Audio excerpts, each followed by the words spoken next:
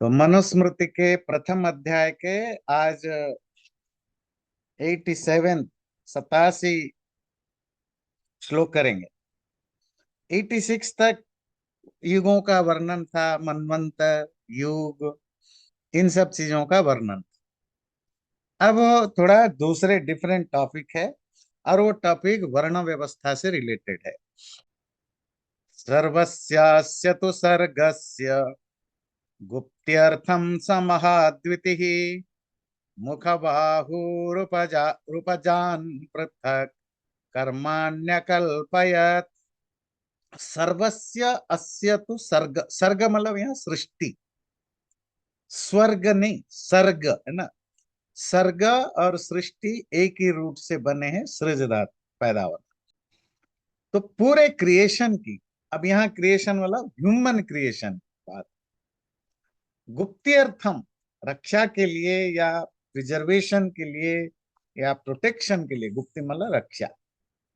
समहाद्विति वो जो महान प्रकाशक, स्प्लेंडेंट जो परमात्मा है, उन्होंने मुख, मुंह, बाहु, भुजाएं, आर्म्स, उरु थाइज, जांग, पत, पद कहते हैं पैर, पाद, फीट।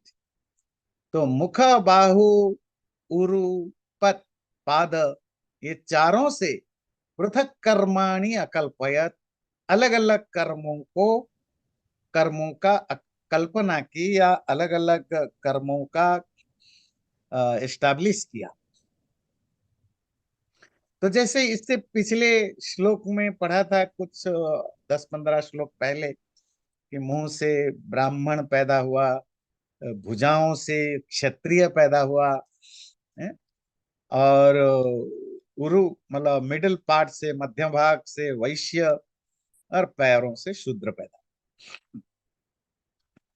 और ये जो श्लोक है ये कहता है कि ये मानव सृष्टि की रक्षा के लिए या उसकी पालन पोषण के लिए उन्होंने शरीर के अलग अलग अंगों से, अंगों का जैसे अलग अलग कर्म निश्चित होता है, इसी तरह ये समाज रूपक शरीर के अलग अलग अंगों का कर्म फिक्स किया। तो अलग अलग अंग कौन है समाज के? समाज का मुंह जो है वो ब्राह्मण है, बाहु जो है वो क्षत्रिय है, उरु जो मिडिल लेवल, मिडिल पार्ट है वो वैश्य है, और पाद, पैर जो है वो शूद्र है। यही बताया था। तो इनके कर्मों को भी उन्होंने डिसाइड किया कि मतलब कौन सा वर्ण कौन सा काम करता है, ये कर्मों को डिसाइड किया। तो अब इसका मतलब है कि जो कर्म है वो डिसाइडिंग फैक्टर होता है वर्ण का। ध्यान दीजिए, मीन्स आप एक पर्टिकुलर वर्ण में है तो आपको ये पर्टिकुलर कर्म करना होगा। अगर आप वो पर्टिकुलर कर्म करते तभी वो आप उस वर्ण के कहलाते हैं। तो कौन से वो पर्टिकुलर कर्म जो समाज रूपक शरीर के जो अलग अलग अंग हैं, ब्राह्मण, क्षत्रिय, वैश्य, शूद्र, वो करते हैं, वो अगले श्लोकों में देखेंगे। अध्यापनम अध्ययनम यजनम याजनम तथा दानम प्रतिग्रहम चैव ब्राह्मणानाम कल्पयत। तो ब्राह्मणों के लिए जो कर्म कल्पना की गई या जो ब्राह्मणों के लिए जो कर्म निश्चित किया गया वो कौन से थे? अध्यापनम पढ़ाना, टू टीच, अध्ययनम खुद पढ़ना, यजनम यज्ञ करना, याजनम यज्ञ कराना, दान दान देना। ध्यान दीजिए, ब्राह्मण को दान देना जरूरी है। अब मॉडर्न डेज में क्या है कि ब्राह्मण को दान दो, पर एक्चुअली क्या है, ब्राह्मण खुद दान दे। और प्रतिग्रहम, और दान ले भी, मतलब दान दे और ले। ये कर्म ब्राह्मणों के लिए निश्चित किया गया। तो जैसे पिछले बार हमने डिस्कशन किया था कि सोसाइटी में ब्राह्मण का मतलब होता है इंटेलेक्चुअल क्लास। इंटेलेक्चुअल क्लास का काम क्या है? पढ़ना, पढ़ाना, पढ़ाने में गाइड करना भी आ जाता। आज की तारीख में भी आप बिल्कुल कनेक्ट करिए, जो रिसर्च करते हैं, स्कूल कॉलेज यूनिवर्सिटीज में पढ़ाते हैं, ऐसे ही बहुत जो स्कॉलर जिसको आप कहते हैं, वो होते हैं जो गवर्नमेंट के एडवाइजर बनते हैं, अलग अलग डिपार्टमेंट, गवर्नमेंट के अलग अलग रिसर्च इंस्टीट्यूशन में वो काम करते हैं। सेम चीज पहले भी था, तो वो पढ़ाते थे, छोटे बड़े जो भी हो, राजाओं को या जो भी शासक हैं उनको जरूरत पड़ने पर एडवाइस करते थे, मंत्री भी बनते थे। तो एडवाइस करना, काउंसलिंग करना ऑल्सो पार्ट ऑफ टीचिंग। तो टीचिंग उनका जॉब है। टीचिंग में सब आ जाता है, रिसर्च, फिर अध्ययन, खुद पढ़ना। मतलब आज की भाषा में कहें, अब पढ़ना के जो पढ़ लिख रखा है और क्या पढ़ेगा?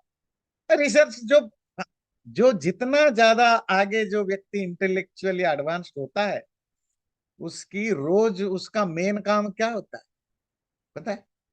पढ़ना। पढ़ना उसका प्राइमरी जॉब है। वो रोज कितना पढ़ता है, महीने में कितने बुक्स पढ़ता है। वो आजकल बुक्स के अलावा और भी बहुत कुछ है ना, वीडियोज हैं, बहुत कुछ है, बहुत कुछ आप पढ़ सकते हैं। मतलब कितना आप अपने आप को इंफॉर्मेशन आप इनटेक करते हो। तो पढ़ना, पढ़ाना जिस व्यक्ति का कर्म होगा वो ब्राह्मण है। यजनम याजनम, फिर वो यज्ञ करता था। ये यज्ञ करता था क्या मतलब है?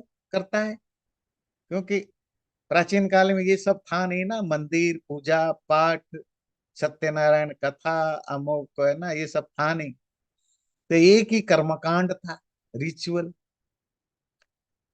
वो किसी के घर में सत्यनारायण कथा करनी हो तो भी यज्ञ होता था, या कम्युनिटी में कोई बड़ा बड़ा हो तो भी यज्ञ होता था, शादी ब्याह हो तो भी यज्ञ होता था।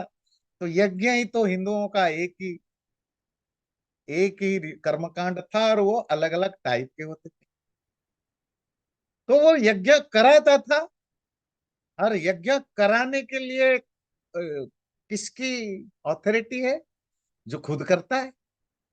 हमेशा ध्यान रखिए, जो तुम खुद अपने लाइफ में नहीं करते हो, वो कराने का तुम्हें ऑथोरिटी नहीं है। मतलब जो पढ़ता लिखता नहीं है उसको पढ़ाने का राइट नहीं है।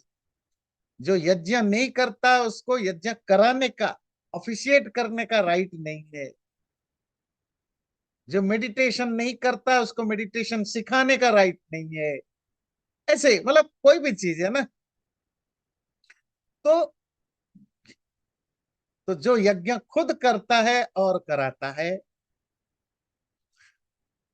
अध्ययन पढ़ता लिखता है और पढ़ाता लिखाता है। और तीसरी, दानम, जो देता भी है और प्रतिग्रहण लेता भी है।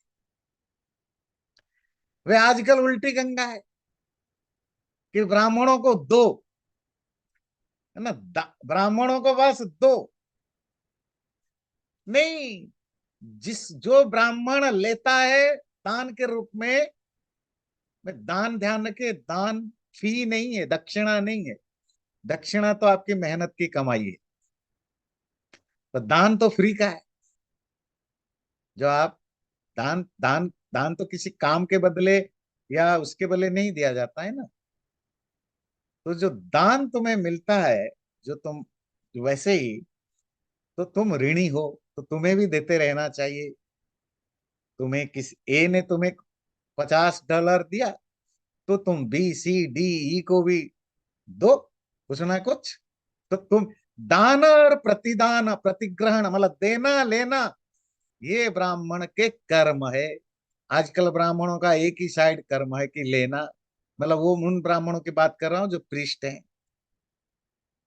नियति जी कुछ कह रही है? गुरुजी, ज्ञान का भी दान हो सकता है या आर्थिक नहीं ही वो तो दान? ठीक है, ज्ञान देना, ज्ञान देना एक मेटाफोरिकल यूज है, जैसे नहीं, मतलब कन्यादान उसमें भी ज्ञान। दान।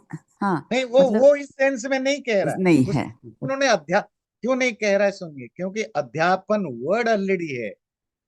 तो अध्यापन का मतलब क्या होता है? पढ़ाना। तो पढ़ाना ही तो ज्ञान देना होता है। तो फिर दोबारा क्यों बोलेगा ज्ञान दान देना? नहीं, यहाँ तो दान मतलब वही है जो डोनेशन, चैरिटी, जो मॉडर्न डेज के ब्राह्मण लोग, शर्मा लोग भूल गए। लेना तो सीख गए, देना भूल गए। और देना उनकी प्राइमरी जॉब होता था, लेना सेकेंडरी जॉब। अब क्या हो कि लेना उनकी प्राइमरी जॉब हो गया, देना तो वो भूल गए। जी मैं तो ब्राह्मण हूं, मैं कैसे दूंगा? भाई देना तुम्हारा प्राइमरी जॉब है, जैसे बाकी लोग देते हैं। बात क्लियर हुई? पढ़ना, पढ़ाना, देना, लेना, और यज्ञ करना, कराना। यज्ञ मतलब धार्मिक अनुष्ठान। ये छह कर्म प्राइमरीली ब्राह्मण का कर्म होता है। जो इनको करता है वो ब्राह्मण, या जो ब्राह्मण है ये उनको करना जरूरी है। ठीक है। गुरुजी, जब मैं बचपन में, मुझे याद है जब जो गांव में जो पुरोहित वगैरह जो ब्राह्मण आते थे, तो उनको जो दक्षिणा मिलती थी was barely anything for them self to make it. तो उसमें से बेचारे वो दान कैसे देंगे वो? नहीं, बात ये नहीं है। देखो, ब्राह्मणों को दान देने की हमारे यहाँ ट्रेडिशन रहा है। जी। जैसे मौत के बाद घर में कोई मरता है जी। तो आप ब्राह्मण को दान देते हो। कोई बड़ा प्राचीन काल में यज्ञ वगैरह होते थे, तो यज्ञ में दक्षिणा तो जो पुरोहित बने उनको तो दक्षिणा दी जाती थी, जी। पर अलग से ब्राह्मणों को बुलाया जाता था, उनको खा पी करके दान दिया जाता था। जी। मतलब लोग धर्म की भाव से जो डोनेशन देते थे वो ब्राह्मणों को देते थे। तो जब ये वो लेते थे, जी। तो आप लेते थे तो आपको देना भी जरूरी है। कहीं ना कहीं आप कोई चैरिटी करो। अच्छा।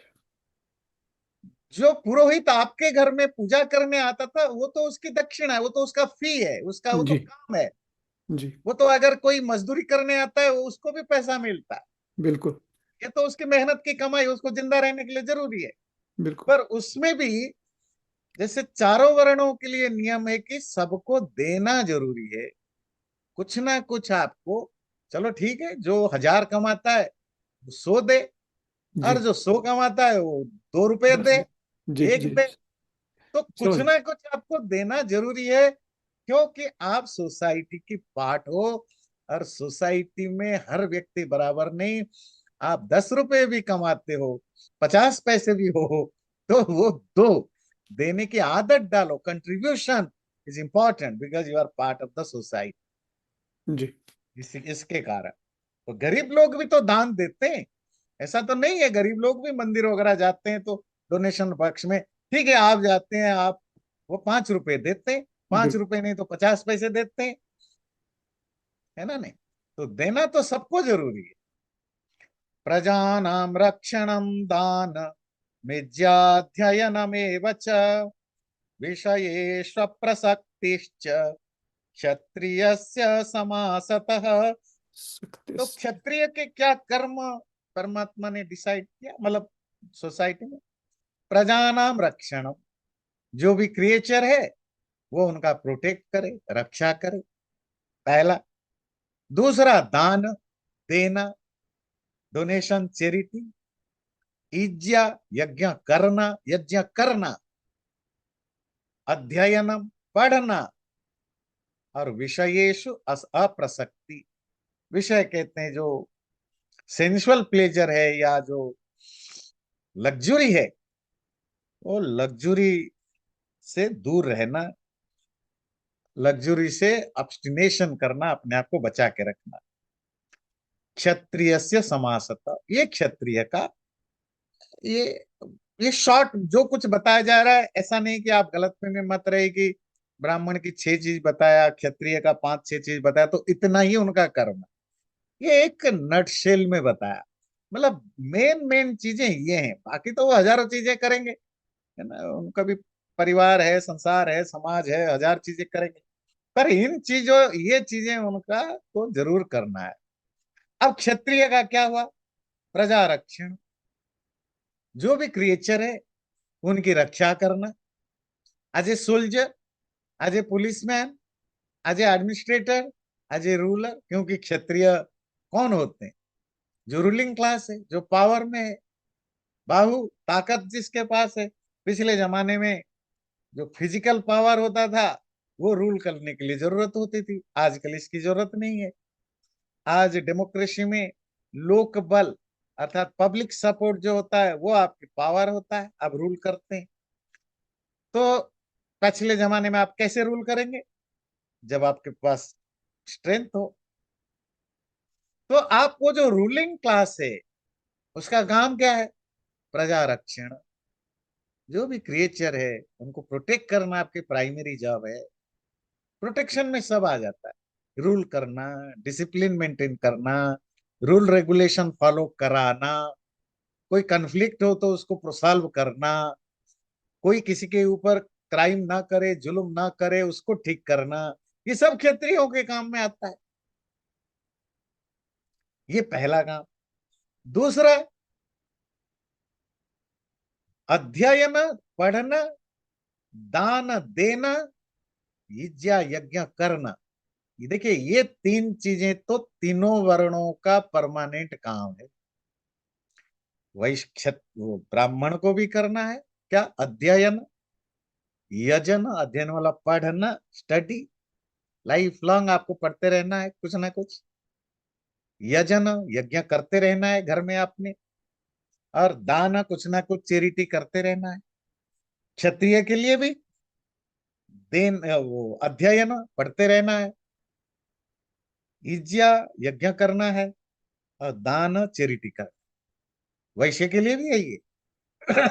ये तीनों तो द्विजों के लिए जरूरी है। द्विज क्लियर है ना? Twice birth. ट्वाइस बर्न मतलब एक माँ के पेट से, एक टीचर के पेट से, अर्थात जो एजुकेटेड है। एजुकेटेड व्यक्ति के ये 3 काम तो वो किसी भी प्रोफेशन में चले जाए उसको पढ़ते लिखते रहना होगा, उसको यज्ञ करते रहना होगा, और उसको चैरिटी करते रहना होगा। ये 3 तो डेली उसकी ड्यूटीज में आते ही आते हैं। तो क्षत्रिय के भी ये हैं। इसके अलावा जैसे ब्राह्मण का एक्स्ट्रा है पढ़ाना और यज्ञ कराना, मतलब धार्मिक चीजें कराना। इसी तरह क्षत्रिय का एक्स्ट्रा कर्म क्या है? प्रजा रक्षण करना, प्रोटेक्टिंग द सब्जेक्ट, क्रिएचर की रक्षा करना। और चौथा जो ब्राह्मण के लिए नहीं बोला, क्षत्रिय के लिए बोला, वो था विषयेषु अप्रसक्ति। सेंसुअल प्लेजर में या लग्जूरियस लाइफ से अपने आप को दूर रखना। ये बताने की क्यों जरूरत पड़ी? आप कहेंगे ब्राह्मण के लिए क्यों नहीं बताया? भाई ब्राह्मण वही है जो वो नहीं करता। वो तो उसकी, ब्राह्मण तो वो बन ही नहीं सकता जो विषयों में फंसा है। और ब्राह्मण के पास पैसा भी नहीं होता, क्योंकि उन दिनों पढ़ने पढ़ाने का कोई पैसा तो नहीं होता था। क्षत्रिय रूल करता है, पावरफुल, उसके पास पैसा है, नेचुरली पैसा आता है, पावर आता है, तो लग्जरी बाय डिफॉल्ट उसको मिलता है। समझ में आता है ना? नहीं, भोग करना। और मोस्ट, इसीलिए आप देखते हैं मोस्ट ऑफ राजा जो मिडिएवल एज में, जो सो कल्ड राजा आप देखते हैं आजकल, जो हर हर राज्य में, आप किसी भी स्टेट से हैं, आप देखेंगे हर स्टेट में कम से कम 50, 100, 150 करीब राजा हैं। मतलब ये काशी का राजा, ये उसका राजा है ना सब। वो सब एक तरह छोटे मोटे जमींदार टाइप के। वो करते क्या थे पिछले 400, 500, सैकड़ों सालों से? बस एंजॉय, लग्जरियस लाइफ जीते थे, और कुछ नहीं, किसी का कुछ नहीं। ना उनको रोड बनाना होता था, ना पब्लिक के लिए कोई अच्छा काम करना होता था, ना कभी किसी ने कोई स्कूल खोला था, ना किसी ने कोई हॉस्पिटल खोला था। किया क्या था मैक्सिमम राजाओं, कुछ गिने चुने बड़ौदा के राजा और कोई ऐसे गिने चुने राजा हैं जिन्होंने एक्चुअली बहुत काम किया था। कुछ स्कूल कॉलेज खोले थे, कुछ स्कॉलर करते थे, बाकी तो कोई कुछ नहीं करता था, सिर्फ मजे लेते थे, मजे लूटते थे।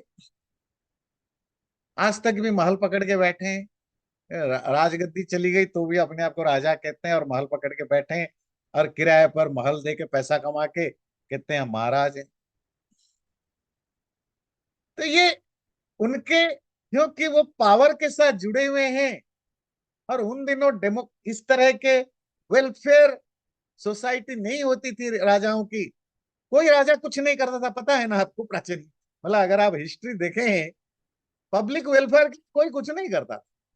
सब महल बनाओ, बड़े बड़े मंदिर बनाओ, बड़े, मैं हिंदुस्तान की नहीं कह रहा हूं, दुनिया में कहीं भी जाइए, बहुत रेयरली कुछ करते थे। तो करते क्या थे, या तो लड़ाई करते थे, या स्ट्रैटेजी बनाते थे, और खाते पीते एंजॉय करते थे, शिकार करना, ये करना, यही सब खाली टाइम में। इसीलिए उनके लिए रूल बनाया गया, क्योंकि उनके तो नेचुरली ये अवेलेबल है लग्जरी लाइफ। लग्जूरियस लाइफ से अपने आप को दूर रखना, ये स्पेशल उनके लिए विस्तार, ये क्षत्रिय का धर्म। अगला देखिए, अब है वैश्य का कर्म। पशूनां रक्षणं दान विद्याध्ययनमेव च वणिक्पथं कुसीदं च वैश्यस्य कृषिमेव च। तो वैश्य जो थर्ड, द्विज है, द्विज ध्यान रखिए, द्विज मतलब जो पढ़ा लिखा है, जो एजुकेटेड है ना। तीसरा जो है वो वैश्य है। उसका काम क्या है, ये तीनों तो जनरल है, क्या, दान, इज्या मतलब यज्ञ, अध्ययन मतलब पढ़ना। पढ़ना, यज्ञ करना, और दान देना, चैरिटी करना। ये जैसे मैंने बताया, जैसे ब्राह्मण का भी ये रेगुलर ड्यूटी है, तो क्षत्रिय का भी है, वैश्य का भी। ये तो हो गया जनरल कर्म। स्पेसिफिक कर्म क्या है वैश्य का, पशु रक्षण, कैटलिंग, पशुपालन करना, वणिक पथम, बिजनेस करना, बिजनेस, कुशीदम, और ये जो आपका मनी लेंडिंग है ना, मनी लेंडिंग करना, ये वैश्य का कर्म था। अगेन, पढ़ना छोड़ना नहीं चाहिए, पढ़ना, दान देना, और यज्ञ करना। अरे ये सारे हिंदू जो आज के, जो सो कल्ड हाई क्लास के हैं, ये सबने ये तीनों को ही पहले छोड़ा है। ना पढ़ते लिखते हैं, मतलब एजुकेटेड हैं पैसा कमाने के लिए, वो नहीं कह रहा है। वो कह रहा है आप घर गृहस्थी हो, 50 के हो, कौन सा 40 साल का, 50 साल का व्यक्ति पढ़ाई करता है ज्ञान के लिए। वो आप ब्रह्मचर्य आश्रम में पढ़ते हो आज, मतलब स्टूडेंट लाइफ में जो पढ़ना है वो पढ़ते हो। आगे कौन पढ़ता है, ये तो स्टूडेंट लाइफ की बात नहीं कह रहा है ना, ये तो कह रहे नॉर्मल लाइफ में आपको पढ़ते रहना चाहिए। ना कोई व्यापारी पढ़ता है, ना कोई बनिया पढ़ता है, ना आजकल कोई राजपूत पढ़ता है, ना कोई शर्मा पढ़ता है, ना तीनों यज्ञ करते हैं, ना तीनों दान देने के इनमें इंटरेस्ट बचा है। पर ये तीनों के लिए जनरल ड्यूटी है। एक्स्ट्रा ड्यूटी क्या वैश्य का, जितने पैसा कमाने का, धन इकट्ठा करने की, मतलब मनी एक्वायर करने के, वेल्थ एक्वायर करने की, जितने भी इंस्टीट्यूशंस हो सकते हैं, सब वैश्य का कर्म है। उन दिनों ज्यादा नहीं था ऑप्शन। एक तो था पशुपालन करना, जो कैटल वगैरह ना, गाय, हाथी, घोड़ा, जो भी पालना, बेचना, दूध वगैरह, ये सब। दूसरा है वणिक पथ, बिजनेस करना, बिजनेस, मर्चेंटाइज। और तीसरा है मनी लेंडिंग, जिसको हिंदी में कहते हैं साहूकारी, जिसका मॉडर्न वर्जन आया आपकी बैंक। बैंक क्या है, इसी का रूप है कि आप बैंक में पैसा रखते हैं तो आपको इंटरेस्ट मिलता है, बैंक किसी को पैसा लेंड करता है तो इंटरेस्ट लेता है। कुसीद का मतलब होता है इंटरेस्ट, कुसीद है ना ये। वणिक पथम कुसीदम च वैश्यस्य कृषि में च। कुसीद का मतलब होता है जो पैसा आपने इन्वेस्ट किया उसके जो इंटरेस्ट मिलता है। ये इंटरेस्ट की कमाई वैश्य को अलग अलग। पर आपको एक चीज पता है, जो इस्लामिक ट्रेडिशन में कुसीद वो पाप होता है, इंटरेस्ट लेना या देना ये पाप माना जाता है उनके वहां, इसीलिए वो बैंकिंग के खिलाफ है। पर हिंदुओं में तो बिल्कुल ये तो उसका पार्ट ऑफ लाइफ के रूप में ओपनली अनाउंस किया गया, उसी तो उसका कर्म है। क्योंकि हम दुनिया को ज्यादा प्रैक्टिकली समझते थे ना, हमारी इकोनॉमिकल अंडरस्टैंडिंग भी था। बात क्लियर हुई, वैश्य का क्या कर्म रह गया? तीनों तो परमानेंट है, उसके अलावा रह गया बस बिजनेस करना, मनी लेंडिंग करना, और जो खेतीबाड़ी कृषि कृषि भी है ना, खेतीबाड़ी जो एग्रीकल्चर है, और कैटल कर। तो जहां भी पैसा कमाने का मौका है वो सब वैश्य कर्म। ठीक है, ये हो गए तीन। आप कुछ कह रहे हैं? हाँ, अनम्यूट कर लीजिए। हाँ, मैं आप जैसे बोले गुरु जी, ये वैश्य का जो पढ़ना, यज्ञ करना, दान करना, वो तो बेसिक हो गया। ये ये तो जो फिर तीनों का बेसिक है। बेसिक सबका हो गया। फिर आपने कहा कि पशु रक्षण, व्यापार करना और मनी लेंडिंग, हम्म। उस पर मुझे। यहाँ कृषि नहीं है, तो कृषि आगे आएगा। अच्छा। और गीता में भी है कृषि गोरक्षा वाणिज्यम। तो कृषि भी, कृषि मतलब खेती बाड़ी, जो जी एग्रीकल्चर, जी जी। That is also part of Vaishya job. ये जो मनी लेंडिंग का जो आपने बताया, इसको मैं एक बहुत पुरानी मूवी आपने भी देखी होगी, भारत में बनी थी, वो मदर इंडिया। मदर इंडिया, हाँ। उसमें एक एक कैरेक्टर है, वो उसका नाम है सुखी लाला।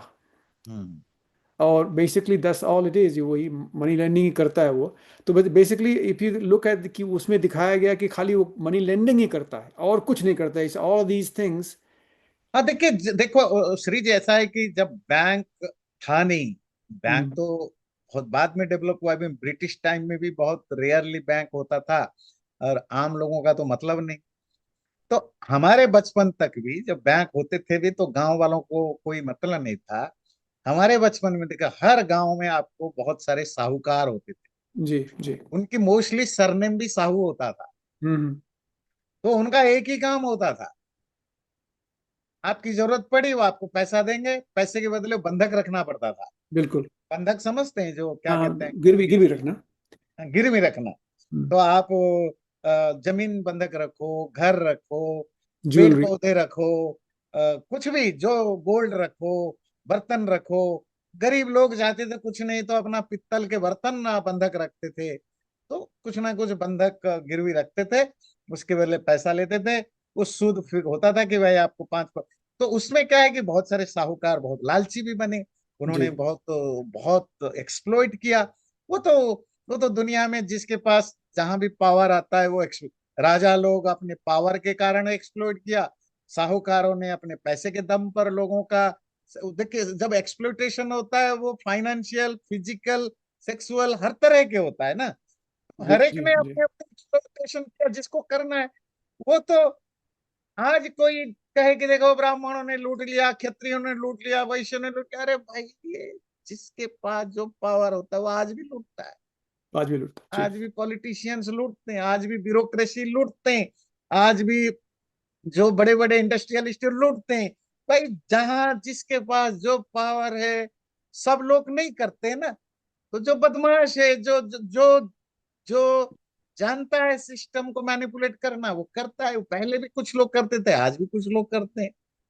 आज तो कोई जी। वर्ण व्यवस्था नहीं है, जाति व्यवस्था नहीं है, पर क्या लूटना बंद हो गया? ना, बिल्कुल नहीं। ये बिल्कुल। ह्यूमन, क्या अमेरिका में पॉलिटिशियन, सब पॉलिटिशियन, बहुत सारे पॉलिटिशियन पैसा नहीं खाते हैं, लॉबी के नाम पर नहीं खाते हैं? क्या यहाँ के इंडस्ट्रियलिस्ट मैनिपुलेट करके पैसा इकट्ठा नहीं करते हैं? तो बिल्कुल हर करते। व्यक्ति तो जो पावर में जाता है उनमें बहुत सारे लोग उसको एक्सप्लोइट करते हैं, मैनिपुलेट करते हैं। तो इसी तरह बहुत सारे साहूकारों ने भी लूटा। तो ये हो गया तीन वर्ण का बात हो गई। और ये तीनों कौन है? ये तीनों का एक ही ना, द्विज। तो अब जिसका, जो पढ़ा लिखा नहीं है, सोसाइटी में हर व्यक्ति तो पढ़ा लिखा नहीं होता है, जो गुरुकुल या स्कूल कॉलेज नहीं गया, तो उसको क्या कहा गया? शूद्र। तो हमारे यहाँ दो तरह, दो क्लासिफिकेशन हुआ था। ध्यान रखिए, बड़े ध्यान से सुनिए आप। हिंदू धर्म के प्राचीन सोसाइटी में एक्चुअली टू डिवीजन, दो डिवीजन। एक क्या था? द्विज। दूसरा क्या था? शूद्र। द्विज का क्या मतलब हुआ? जिसका दोबारा जन्म हुआ, मतलब जो एजुकेशन को सेकेंड सेकेंड बर्थ कहा जाता। तो जिसका दोबारा जन्म हुआ, मतलब जो एजुकेटेड है। दूसरी क्राइटेरिया क्या थी? जो एजुकेटेड नहीं है, मतलब जिसका दूसरा जन्म नहीं हुआ, उसको कहा गया शूद्र। क्लियर? वो जो द्विज है, वो उसकी प्रोफेशन और बाकी चीजों के हिसाब से तीन तरह से बांटा गया: ब्राह्मण, क्षत्रिय, वैश्य। बात क्लियर हो रही है? इनको, ये बहुत इंपॉर्टेंट थ्योरी है। और ये जो हिंदू धर्म, सबसे ज्यादा हिंदू धर्म के ऊपर अटैक होता है, इंटरनली भी एक्सटर्नली। तो ये कंसेप्ट क्लियर होना जरूरी है, कास्ट क्लास वगैरह के बारे में। तो आगे मनुस्मृति तो हम पूरा पढ़ेंगे फॉर्चुनेटली। तो आपको बहुत कुछ सीखने को, जानने को मिलेगा। ये तो अभी फर्स्ट चैप्टर, अभी बिगिनिंग है। बहुत कुछ जानेंगे सोसाइटी के बारे में भी। तो ये अगर मैं टेस्ट लूं तो मैं पूछूंगा कितने हिंदू सोसाइटी एक्चुअली, कितने उसमें डिवीजन है? इट्स टू, जी, द्विज और द्विज और शूद्र शूद्र। बेसिकली। फिर द्विज जो है वो तीन है: ब्राह्मण, क्षत्रिय, वैश्य। तो वर्णों के रूप में तीन है, पर वर्णों के रूप में चार हैं, पर एक्चुअली वो दो हैं: एजुकेटेड और अनएजुकेटेड। अनएजुकेटेड इज शूद्र। अब देखेंगे शूद्र का। अच्छा, जो एजुकेटेड नहीं है, तो उसके लिए तो ये रूल नहीं हो सकता है ना कि भाई तुम अध्ययन, दान, और तीसरा जो रेगुलर है वो है यज्ञ। यज्ञ, दान देना, यज्ञ करना और अध्ययन करना, ये तीनों उसके लिए लागू नहीं होगा, क्योंकि वो तो इलिटरेट है, वो तो पढ़ा लिखा नहीं है। वो क्या पढ़ेगा लिखेगा? तो वो रूल उस पर अप्लाइड नहीं है। वो यज्ञ कर ही नहीं सकता, क्योंकि उसको कुछ आता नहीं है। वो दान क्या देगा उसको? वो खुद ही बेचारा इलिटरेट लोग कितना कमाएगा, गरीब है। तो ये तीनों उसके लिए लागू नहीं। वो अगर करता है तो अच्छी बात है, पर इसके लिए ये तीन रूल लागू नहीं। तो उसका कर्म क्या है? चौथा देखिए: एकमेव तु शूद्रस्य प्रभु कर्म समादिशत् एतेषामिव वर्णानां शुश्रूषा मनसूयया। तो शूद्र का एक ही काम है: प्रभु कर्म समादिशत।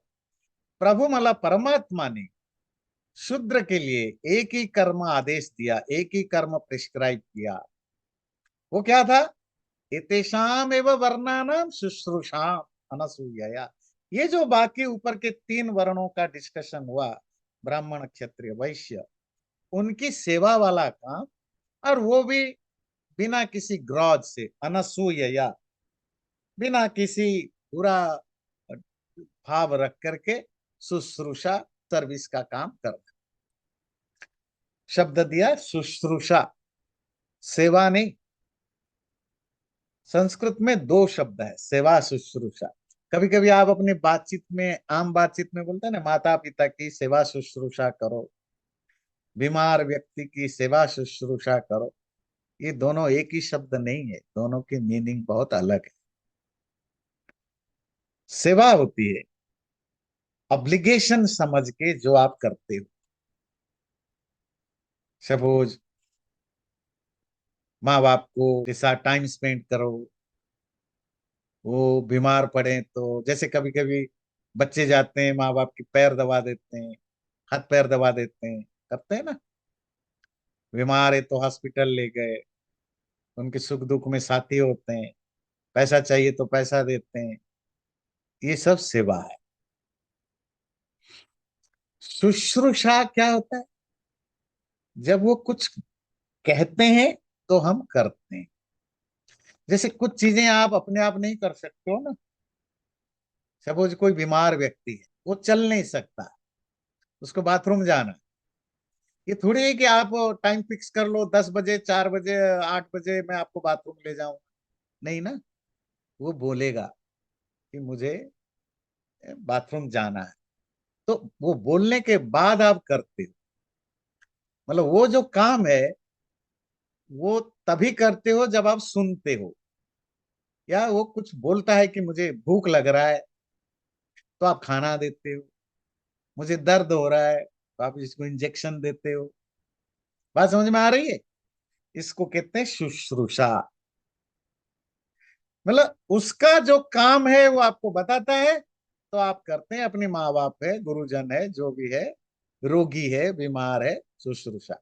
और सेवा, उसको बोलने ना बोलने की जरूरत नहीं है। जो काम जिस काम के लिए उससे सुनने की कोई जरूरत नहीं, वो है सेवा। शूद्र का एक ही काम बताया, बाकी जो 3 वर्ण है उनकी शुश्रूषा। ये नहीं कहा है कि सेवा उनके मसाज करो, उनके पैर दबाओ, नहीं। उनकी जो भी काम है, जो वो आपको, जैसे हमें, मेरे घर में एसी खराब है, तो मैं एक एसी वाले को बुलाता कि मेरा एसी ठीक कर दो। ये शुश्रूषा हुई। मेरे जमीन में हल चलाना है, या मुझे मजदूर की जरूरत है, मेरा घर बन रहा है, मुझे ईंट ढोना है, मिट्टी का काम करना है, मेरे बगीचे में घास बढ़ गया है, कटवाना है, तो कौन करेगा? जो पढ़ा लिखा नहीं है, जो बाकी जिसको और कोई काम नहीं आता है, वर्कर क्लास जिसको कहते हैं।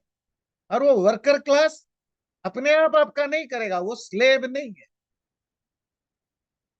वो शुश्रूषा से करेगा। आप उसके, यू विल आस्क हिम कि भाई मेरे घास काटना है, तो आएगा घास काट देगा, उसको जो पैसा देना है दो। खाना बनाना है, खाना बनाएगा, पैसा दो तो। तो जो जो ये जो सर्विस सेक्टर है, वो काम शूद्र का है। और शूद्र उस सब चीज को कुछ बुरा भाव मन में रख के ना करे। मतलब ठीक है, आप पढ़े लिखे नहीं हो, आपको कोई और स्किल आपके पास नहीं है, तो जो वर्किंग क्लास का काम है वो आपको करोगे किसका? इन 3 वर्णों का। एक ही उसका कर्म है कि ऊपर के 3 वर्णों की शुश्रूषा करे। मतलब जैसा वो बताएं उसी तरह के आप उनका काम करें। ठीक है। क्योंकि सेवा जो है वो शूद्र का कर्म है। तो आगे जाकर के जो कर्म सेवा से रिलेटेड हो गया, उनको भी हम शूद्र कर्म कहते हैं। वैसे तो आगे जाकर के हिस्ट्री में हम देखते हैं कुछ राजा भी हुए जो शूद्र राजा हुए। मतलब शूद्र परिवार में पैदा हुआ, राजा का सेवा करता था और बड़ा स्ट्रांग निकला, राजा मारा गया, या उसने खुद मरवा दिया और खुद राजा बन गया। ऐसे भी, जिसको कहते हैं दास फैमिली, अलग अलग लैंग्वेज में अलग अलग कहते हैं। कहीं उसको कहते हैं दास डायनेस्टी, कहीं कहते हैं शूद्र डायनेस्टी, कहीं भोई डायनेस्टी। अलग अलग राज्यों में शूद्र के लिए अलग अलग नाम है, पर शूद्र डायनेस्टीज भी हमें मिलते हैं। नेचुरली है भाई, शूद्र होने के बावजूद सेवा करता था, पर वो पावरफुल हो गया। बेसिकली शूद्र है जो इलिटरेट है, जो द्विज नहीं है, उसका काम है वर्किंग क्लास। अब क्या है कि यहां तक, ये जो 91 तक तो ये हो गया 4 वर्णों की कर्म क्या है, क्या होता। आगे जो 92 से लेकर के ये करीब करीब 10-12 करीब श्लोक है, वो है ब्राह्मण की ग्लोरिफिकेशन। क्यों है? क्योंकि वो हाईली एजुकेटेड होते हैं। वो इनडायरेक्टली, पावर तो उनके पास नहीं होता है, पावर तो क्षत्रियों के पास होता है। राजा के पास। पर राजा को चलाने वाले तो इंटेलेक्चुअल्स होते हैं ना। एडवाइजर्स कौन बने? मंत्री कौन बनेंगे? ब्राह्मण बनेंगे। मंत्री मतलब एजुकेटेड, जिनको ज्ञान हो। तो पूरे धार्मिक चीजों का काम किसके पास है? ब्राह्मण के पास है। राज्य को इनडायरेक्टली चलाने का, चलाते तो क्षत्रिय है, पर उनको गाइड करने का काम क्या है? ब्राह्मणों का है। तो सबसे इंटेलेक्चुअली क्योंकि हाई लेवल का है, तो सोसाइटी में उनकी जो जरूरत है वो सबसे ज्यादा होती है, इसीलिए उनकी वैल्यू ज्यादा है। आज का न्यूज है, आज या कल का, ये जो है ना, क्या नाम है टेस्ला का जो मालिक है, क्या नाम है, इलान मस्क गुरुजी। इलान मस्क। जी। उसकी तनख्वाह हो गई कि कितना, ट्रिलियन, ट्रिलियन में तनख्वाह हो गया। ये कल या परसों की कोई वो या न्यूज, ट्रिलियन की। मस्क को आप किस कैटेगरी में रखेंगे? बुद्धि, बुद्धि, दिमाग। ब्राह्मण है, वन ऑफ द ग्रेटेस्ट ब्राह्मण। उसको जो $1 ट्रिलियन मिल रहा है, क्यों मिल रहा है? कि मस्क नहीं होता तो बहुत कुछ नहीं होता। आइडिया जो उसकी है ना, दिमाग उसकी है ना। सबसे ज्यादा पैसा किसको मिलता है? दिमाग को। सबसे ज्यादा रेस्पेक्ट किसको मिलता है? दिमाग वाले को। आपको पता है दुनिया में जो कहते हैं पुरुष और स्त्री में जो प्रॉब्लम है, कि स्त्रियों को थोड़ा सेकेंडरी समझा जाता है, जाता रहा, पुरुषों को हायर समझा जाता था। एक तो ये आर्गुमेंट किया जाता है कि वो फिजिकली स्ट्रांग था पुरुष, इसीलिए वो फर्स्ट पर्सन बन गया और लेडी जो है सेकंड पर्सन। ये सच का आधा हिस्सा है, ध्यान दीजिएगा। जिसकी चले ना, जिसकी चले वही राज करे। चले उसकी जो दिमाग लगा। मनुष्य पशुओं में श्रेष्ठ क्यों है? उसके पास फिजिकल फिजिकल पावर तो नहीं था, ना अभी भी नहीं है। फिजिकल पावर नहीं है उसके पास। पर पशुओं में मनुष्य इसीलिए बेस्ट माना जाता है, पावरफुल माना जाता है, because of the wisdom, brain, दिमाग, ज्ञान, नॉलेज। देखिए, दुनिया आज से 10,000 साल पहले भी ज्ञानियों का था। उस समय का ज्ञान लिमिटेड था, आज भी ज्ञानियों का। ज्ञानियों को पावर नहीं मिलता, ज्ञानियों को पावर नहीं मिलता। और पैसा तो पहले नहीं मिलता था, आजकल पैसा मिलता है, पहले पैसा भी नहीं था। पर ज्ञानियों से सोसाइटी चलती थी, परिवार चलता है, सोसाइटी चलता है, समाज चलता है, देश चलता है। राजा रूल करता है तो उसको गाइड करने वाले भी ज्ञानी लोग होते हैं। इसीलिए ज्ञानियों की ग्लोरिफिकेशन की जाती है। तो ब्राह्मण का ग्लोरिफिकेशन मतलब किसी शर्मा, द्विवेदी, त्रिवेदी, चतुर्वेदी, मिश्रा का ग्लोरिफिकेशन नहीं है। ग्लोरिफिकेशन है इंटेलिजेंट लोगों का, नॉलेजेबल लोगों का, लर्नड लोगों। देखते हैं, ऊर्ध्वं नाभेर्मध्यतरः पुरुषः परिकीर्तितः तस्मान्मेध्यतमं त्वस्य मुखमुक्तं स्वयं भुवा। जैसे किसी भी पुरुष का, व्यक्ति का नाभि है में ऊर्ध्वम, नाभि कहते हैं जो बेली बटन है, नाभि, उसका ऊपर हिस्सा मध्यतर सबसे ज्यादा प्योर होता है, परिकीर्तिता बताया जाता है। तस्मान इसीलिए मेध्यतमम त्वस्य मुखमुक्तम स्वयं भुवा। और उसमें भी जो सबसे प्योरेस्ट होता है वो होता मेध्यतम, मतलब प्योरेस्ट होता है, मुखम, उसका मुंह होता है। ये इंट्रोडक्शन है, मतलब फाउंडेशन बना रहा है ब्राह्मण की ग्लोरिफिकेशन के लिए। एक ह्यूमन बॉडी में पेट और पेट से ऊपर का पार्ट सबसे सबसे अच्छा पार्ट माना जाता है, सबसे वैल्यूएबल पार्ट माना जाता है।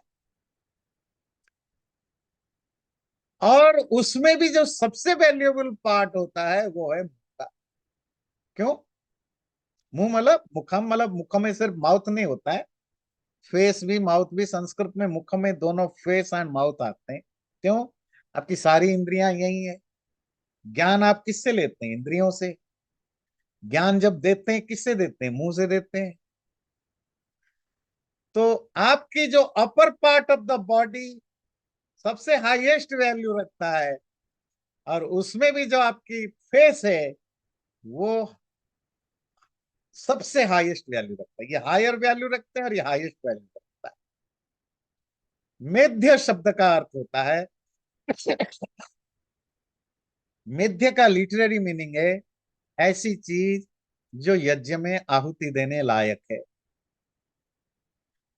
तो क्या है कि पिछले समय में रूल्स होते थे, क्या क्या चीजें आप आहुति दे सकते हो, क्या नहीं दे सकते हो। जैसे एनीथिंग मेड विथ वायलेंस वो अलाउड नहीं है आहुति देने की। जैसे कोई हिंसा से किया गया काम है, कोई तामसिक चीजें हैं, कोई राजोसिक चीजें हैं, ये आप यज्ञ में आहुति नहीं दे सकते हो। इसीलिए यज्ञ में जो आप आहुति देते हैं तो आपको नहा धो करके, किचन वगैरह को साफ करके ना, जो आप बनाते हो खिचड़ी, जो भी चावल हलवा जो भी, वो पवित्र भाव से बनाना होता है, वही आहुति देने लायक होता है। उसी को मेध्य कहते हैं। मेध्य मतलब यज्ञ में आहुति देने लायक। तो फिर इसकी जनरल मीनिंग निकल गई, मेध्य मतलब प्योरेस्ट, प्योर। क्योंकि यज्ञ में प्योर चीजें होती है, सात्विक चीजें। तामसिक या राजसिक चीजों की आहुति नहीं होती। अब आजकल यज्ञ नहीं हो रहा है तो मंदिरों में पूजा होती है, वहां भी यही रूल लागू हो गया। आप वहां कोई प्याज लहसुन तामसिक चीजें नहीं है, भोग नहीं चढ़ा सकते हो, है ना। कोई राजसिक चीजें बाजार से लाना तो बिल्कुल ही मना है, क्योंकि बाजार में सब तमोगुण और रजोगुण से भरा चीजें आता है।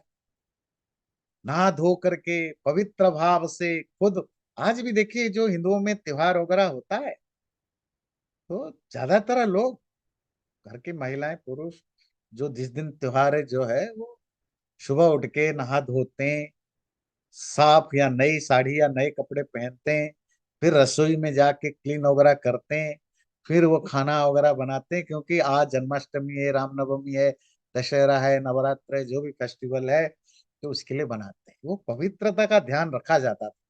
मॉडर्निटी के साथ साथ हम इसको खोते जा रहे हैं। 2 दिन पहले बना के फ्रिज में रख देते हैं, उसको ले आते हैं, बाजार से खरीद के ले आते हैं। क्योंकि अब आस्था नहीं रही, वो भाव नहीं रहा, वो फेथ नहीं रहा, तो पवित्रता कंप्रोमाइज होती जा रही। क्योंकि पेरेंट्स हिपोक्रेट हैं, पेरेंट्स को देख करके बच्चे भी सीखे। वो धार्मिक चीजों को आप रेस्पेक्ट नहीं करते हैं, सिर्फ एक रिचुअल के रूप में लेते हैं। तो जिसके कारण ये प्रॉब्लम डेवलप हुआ। पर जो अभी भी जेन्युइनली श्रद्धा रखते हैं तो वो ये सब चीजें, हमारे घरों में याद है, हमें कोई भी फेस्टिवल वगैरह होता था तो रसोई को पूरी तरह माँ वगैरह बिल्कुल वो गोबर पानी से साफ करना, वो करना। उस दिन सुबह उठ के नहा धो करके, उठ के कपड़े बदल के, हैं आप तो बड़े भाव, पिछले दिन से बर्तन वगैरह साफ कर दिया जाता था, कोई भी। क्योंकि आप भगवान के लिए कुछ चढ़ा, जो भी आज बनेगा वो पूजा के लिए यूज होगा, तो वो पवित्र भाव से। ये जो भगवान के लिए चढ़ने का मॉडर्न डेज की कंसेप्ट है, ये उस यज्ञ परंपरा का एक मॉडर्नाइज, मतलब मॉडिफाइड वर्जन। पहले यज्ञ के लिए होता था, जब यज्ञ बंद हो गया तो जो मूर्ति पूजा वगैरह उसमें यूज होता था। तो उसको मेध्य कहते हैं, पवित्र, प्योर। अमेध्य जो पवित्र नहीं है, जो गंदा है, जो तामसिक है, जो राजसिक है, आदि आदि, इस अर्थ में। अब आपके क्लियर हुई मेध्य या अमेध्य को क्यों पवित्र कहा जाता है? मेध है ना? शरीर का ऊपर पार्ट नेचुरली, पूरे बॉडी में जो सबसे इंपॉर्टेंट पार्ट है वो पेट है। आपकी जो पेट के ऊपर का, पेट से नीचे ऊपर का हर पार्ट प्योर है, मतलब हायर वैल्यू रखता है डेफिनेटली, और पूरा मुंह सबसे हाईएस्ट वैल्यू रखता है। इसी को मेध्य कहा। ये फाउंडेशन है। अब ये फाउंडेशन के बाद, चलो अब तो टाइम हो गया है, अगले बार 93 से करेंगे।